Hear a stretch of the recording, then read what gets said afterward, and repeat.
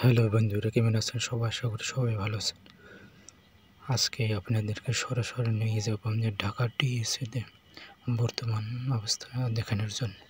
এখানে এসে প্রথমে দেখতে পেলাম এখানে অনেক ভলান্টিয়াররা কাজ করছেন। বাংলাদেশে বর্তমানে যে বন্যা পরিস্থিতি যে পরিমাণে অবনতি হয়েছে তার কম বেশি অনেকেই জানেন, এবং বিভিন্ন সংগঠন এবং বিভিন্ন এলাকা থেকে অনেকে বিভিন্নভাবে সাহায্য সহযোগিতার জন্য হাত বাড়িয়ে দিয়েছে। এবার এখানে শত শত মানুষ এসেছে এখানে ত্রাণ সামগ্রী দেওয়ার জন্য, বন্যার্থীদেরকে সাহায্য সহযোগিতা করার জন্য।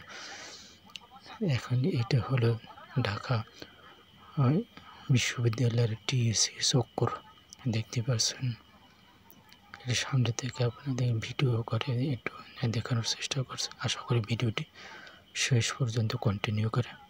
বর্তমান ঢাকা শহরের টিএসসির বর্তমান পরিবেশটা দেখতে পাবেন। এইটা হলো টিএসসির ছাত্র শিক্ষক যে মিলন মেলার ভিতরের যে ছোট একটা মাঠের মতো দেখা যাচ্ছে।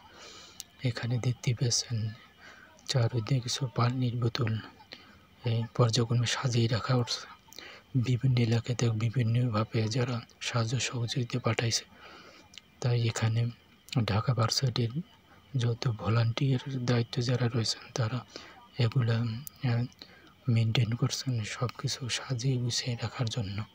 তারা দিনরাত অনেক ক্লান্ত পরিশ্রম করে যাচ্ছে। এই জন্য তাদেরকে কিন্তু অসংখ্য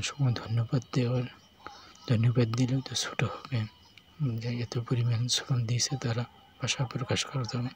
আর এখানে দেখতে পাচ্ছেন যে ভলান্টিয়াররা তারা কাপড় চোপড় নিয়ে গুছানো নিয়ে কাজ করছে।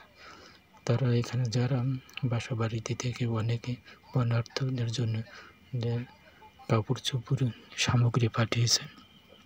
তাই এখানে এই যে ভলান্টিয়াররা তারা সুন্দরভাবে সবগুলো একদম সেটেল করে তারা প্যাকিংজাত করতে এই কাজে ব্যস্ত।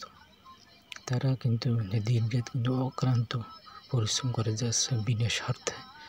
আর এখানে দেখতে পাচ্ছেন যে মাঠের ভিতরে সারিবদ্ধভাবে পানিগুলো সম্পূর্ণ সাজিয়ে গুছিয়ে রাখা হচ্ছে।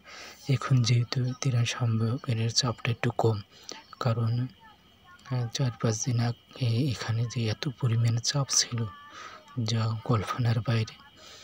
কারণ ঢাকা শহর বলেন বা দেশের বিভিন্ন এলাকা থেকে এখানকার দেশের বাইরে থেকেও অনেক প্রবাসীরা বিভিন্নভাবে সাহায্য সহযোগিতা পাঠাচ্ছে।